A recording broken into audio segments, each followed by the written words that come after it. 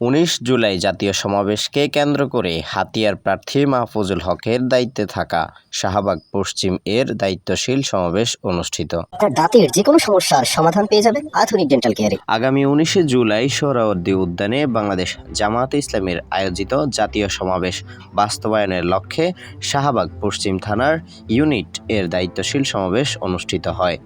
উক্ত সমাবেশে বক্তব্য রাখেন কেন্দ্রীয় পরিষদের সদস্য এবং বাংলাদেশ মসজিদ মিশনের সেক্রেটারি ডক্টর খলিলুর রহমান মাদানী এবং ঢাকা মহানগরী দক্ষিণের নায়েবে আমির ও ঢাকা ৮ আসনের জামাতের মনোনীত সংসদ সদস্য প্রার্থী অ্যাডভোকেট ডক্টর হেলাল উদ্দিন, নোয়াখালী ৬ হাতিয়া উপজেলার প্রার্থী ও শাহবাগ পশ্চিম থানার আমির অ্যাডভোকেট শাহ মোহাম্মদ মাহফুজুল হক এর সভাপতিত্বে ও থানা বাইতুল মাল সম্পাদক তানবীর আহমেদের পরিচালনায় অনুষ্ঠিত উক্ত সমাবেশে আরও বক্তব্য রাখেন থানা নায়েবে আমির মেসবাহউদ্দিন সাহেব, থানা অফিস সম্পাদক ও ২১ নং ওয়ার্ড কাউন্সিলর প্রার্থী হাফেজ মাওলানা আবদুল্লাহ আলফেসানি, মাইনুদ্দিন ভুঁইয়া, ওয়ার্ড সভাপতি জহিরুল ইসলাম, ওবায়দুল্লাহ ও আনোয়ার বাড়িসহ অন্যান্য নেতৃবৃন্দ।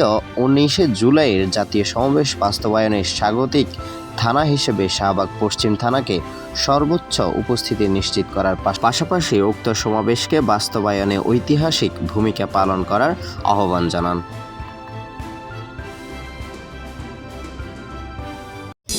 দ্বীপের হৃদয় 24, দ্বীপের মানুষের হৃদয়ের কথা কয়।